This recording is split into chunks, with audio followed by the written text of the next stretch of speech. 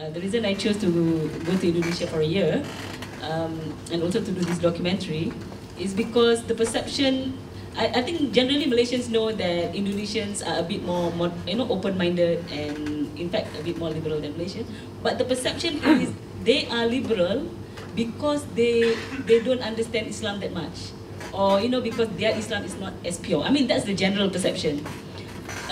So that's for me. Okay, it's okay. Let me bring my camera and go into their homes or their community, and in a way to show the Malaysians how their more or less like daily lives like. And actually, the reason that they can afford to be liberal is because they know the religion in depth, not because of lack of knowledge, but because they're very they're very knowledgeable, and because they Indonesians, they love to discuss. So the intellectual discourse is very vibrant in Indonesia. Whereas in Malaysia, it's very shallow sometimes. It's quite shallow and more at the surface level, and it's quite easy for us to judge. So like this female ulama movement, even the first time I screened this, but only the shorter version, probably about 15 minutes, in one of the local university, and even that, some of the lecturers there, they quite hesitant to female ulama. So it has to be through a discussion after that make them okay lah, but still for Malaysia, we have to think about whether suitable or not. So the hesitance even to accept that terminology for women is still a problem in Malaysia, whereas over there it's already implemented. Well, women issues in Malaysia, I don't know where to start, but I think it's been put out there in the public by some people that Malaysian women are doing very well, and therefore there is no real need to do much more for women's rights in Malaysia. And if you compare with some countries, like if you compare with say Afghanistan, yes, we're doing very well. I would never say that we're all in extremely bad shape here in Malaysia. We do get educated. There are more girls than boys in the universities. We work, we drive, we're out there. We're in a lot of professions originally thought were male, we are doctors, we are engineers, we are all sorts of things. So on the face of it all, we're doing pretty well. And I think we should never discount that and say that we're not. On the other hand, there's some very core issues that women here may not be, enjoying as great a life. And that is often related to family, related to her own bodily integrity, if you like, and really issues around her personal life. Public life is fine, but in her personal life, there's still some issues. For instance, for many years, women simply were seen pretty much as appendages of the man, chattels and all that, where they had no independent self in the law, etc. But we've changed all that over the years, particularly for non-Muslim women. I know there's lots of people who probably know about that better than me, Auntie over there. But in fact, there have been a lot of progress in giving our women the rights that they inherently have. I always have a problem about giving women rights because they are human rights, and we have them because we are human beings, and we need to claim them. These people keep taking away rather than giving us what is our right. And I have to say, like for Muslim women, particularly in around 1984 thereabouts, we had the best Muslim family laws in the world. Which were very, very protective of women. When it comes to polygamy, for instance, a man couldn't take another wife without the express signed permission of his first wife, or his current wife. And I know that particularly well because my grandfather was in the Jabatan Agama in Selangor, and he was instrumental in pushing for that law, way before 84 actually, the state law. But since then, these things have been eroded, and things have been loosened, wordings in the law have been changed, without us really realizing it. So there's an issue about lawmaking in this country which is not very transparent.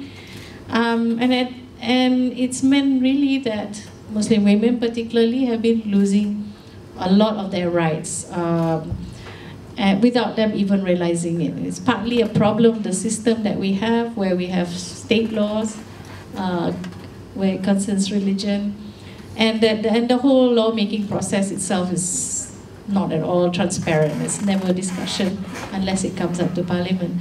So we've seen the effects of this. Presumably laws are made to make society better, but what we're seeing is that a lot of very miserable women who are really not getting justice in the courts. There are a lot of single mothers who are left with children and no money, nothing to feed the children with, having to go up and down the courts, trying to get some sort of what do you call it, money from the ex-husbands or whatever. It's really amazing how we really don't say much about all these errant husbands. And never mind errant husbands, errant fathers who don't seem to feel any guilt at all about letting their children, left with nothing at all. We don't say anything about that, but we make life difficult for the women. And in the meantime, while all this is happening for Muslim women, for non-Muslim women, things have improved. We've changed the law so that non-Muslim women can become guardians to their own children.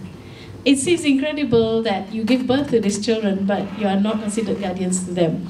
You cannot sign documents, you cannot make passports, you cannot put them in school.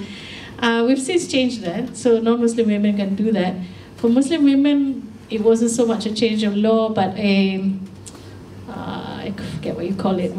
It's just a law policy. But the thinking behind that is still that we cannot somehow be responsible for our own children. It's caused all sorts of misery if husbands have disappeared. How do you put your child in school? How do you get a child to accept a scholarship to go overseas if you cannot make their passport?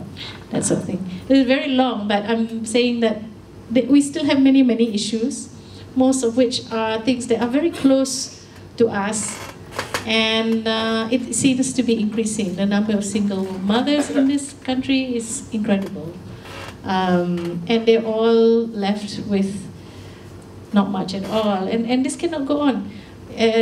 I always have an issue with Muslim women, non-Muslim women having very different rights when we're all citizens under the same constitution. So it's really incredible that the majority of the women in this country, I think, are Muslim, but they are so discriminated against, officially discriminated against. To me, it doesn't gel, but there you go.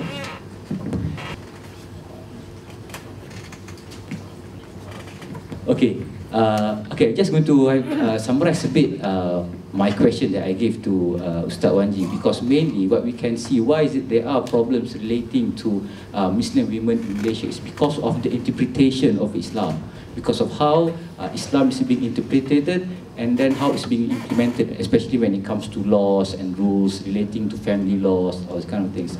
So what I'm asking Ustaz Wanji is that coming from what is it actually Islam teaches, okay, when it comes to issues relating to the rights of women. Soalan yang ditimbulkan berkait dengan sudut pandang Islam terhadap isu-isu kat Malaysia lebih-lebih lagi, berkait dengan isu perempuan dan serupa juga pasal isu undang-undang. Sebenarnya nombor satu kita kena faham, dia bukan sudut pandang Islam kot. Mungkin kena letak sudut pandang orang apabila menafsirkan Islam. Itu nombor satu kot. Sebab problemnya adalah apa yang Quran cakap, apa yang Nabi cakap, dia adalah bahasa yang sastra. Bila sastra, maka dia akan ada tafsiran-tafsiran. Kalau tak tafsir, maka itu bukan sastra. So, sifat sastra jadi tafsiran.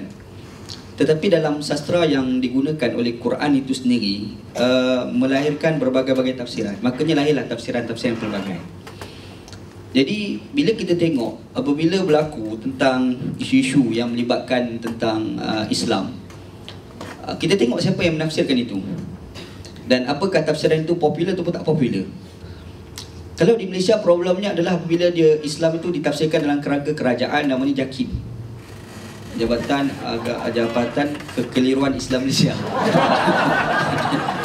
Dia bukan lagi keliru tapi bukan ke faham. Jadi bila dia bawa tafsiran itu, makanya kat mana kita nampak kebaikan ataupun rahmat Islam kan?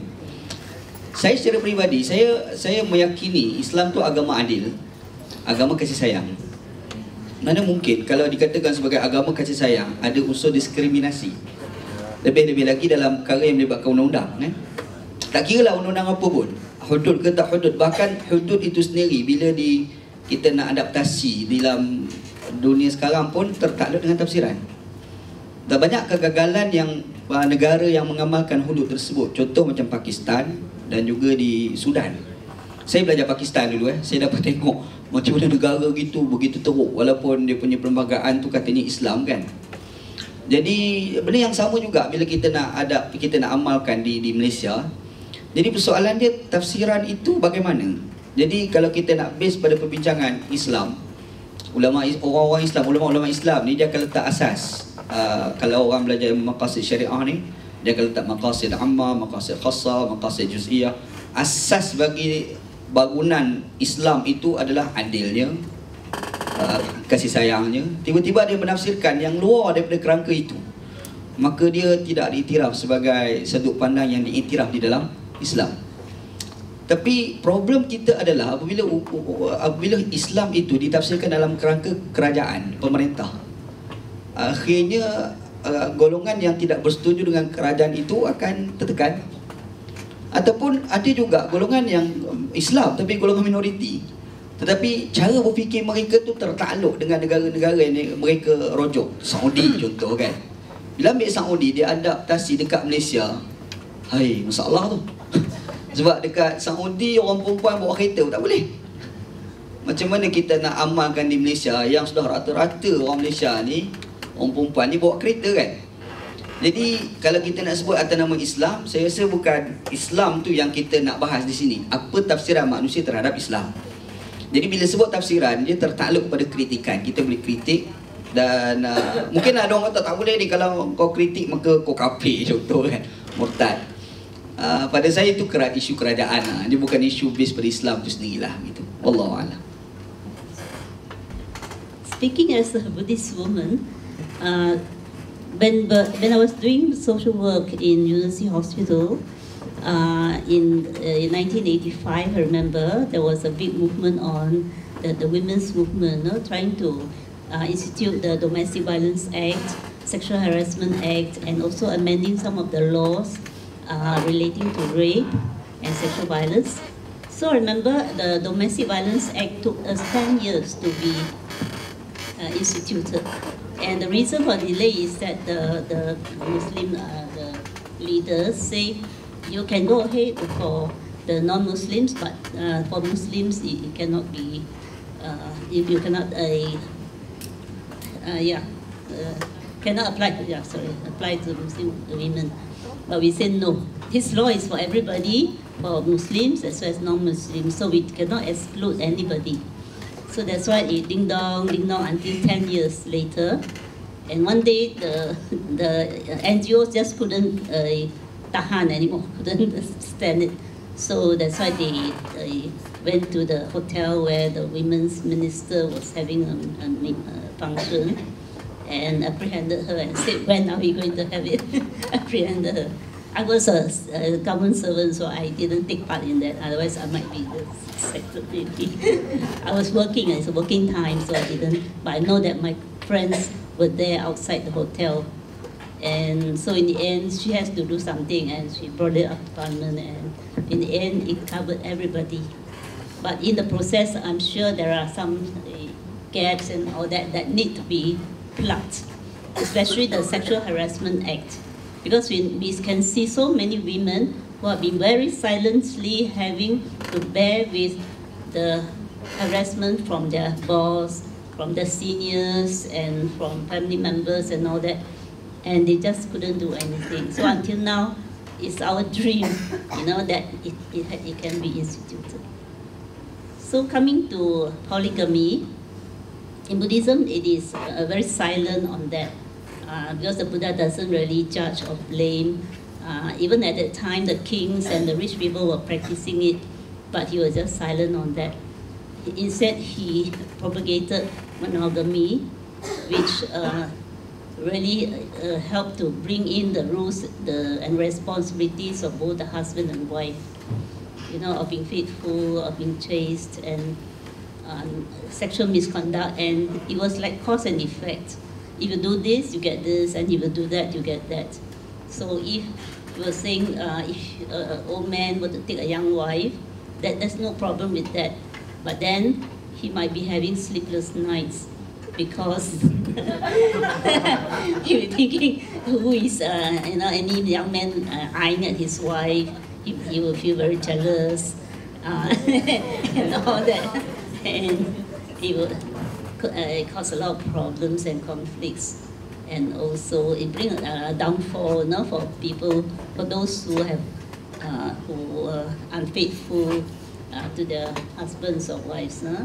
So he instituted some sutras or teachings, propagating like the Sigalovada Sutta, where he has rules and regulations of the husband, rights, the responsibilities of the husband and the responsibility of the wife. And not only that, responsibility of the boss, to the employee, to the employer, to the servants at home and all that, father and to the children. So, and that is how he tried to make the family a very harmonious life. All right. When it comes to the rights of women in the federal constitution, first of all, I think most of us here know that in July 2001, the federal constitution was amended to include that the non-discrimination provision should also include gender, which means there shouldn't be any discrimination on the basis of gender, among any other things. So that's, of course, that's a very positive development, among other things, and what we all hope at that time during that amendment is so that is the right step towards a more equal treatment or more fairness or justice being done on the rights of women. Yeah, but unfortunately, I think as have been comprehensively explained by Marina Mahathir just now, there are unfortunately still a lot to be done. Yeah, and even when we go down and when we look at the federal law and the state laws, it doesn't exactly translate well into practice. When it comes to Sharia law concerning women, when it comes to the laws concerning women, specifically on personal laws, for example, on inheritance, on single mothers, as mentioned just now. Most of these, and then on conversion cases also, that's another issue. We don't exactly see much of this being translated into practice. So at the end of the day, yes, the federal constitution says about gender, but we don't exactly see, for example, anti-discrimination, specific anti-discrimination legislation when it comes to when it comes to gender being implemented after that amendment. Just last year we had that Court of Appeal judgment, the landmark judgment on the Nur Fadila case. So that is a very, very positive development. But as I've said, aside from that, we have yet to see much of this being done or being implemented through the laws. That is one, and implementation, rather the lack of implementation in the laws, that is very much reflective on the fact that the society at large, be it in the governmental institutions or the society at large, there's probably not much political will to want to change that situation. Yeah, that is one. And I see that, you know, having laws in place is one thing, but if there's not much shift in the mentality of the people who has to, you know, who is in the law policy bodies, that's one. And also among us, the society, who will determine whether or not there's enough political will to change that situation.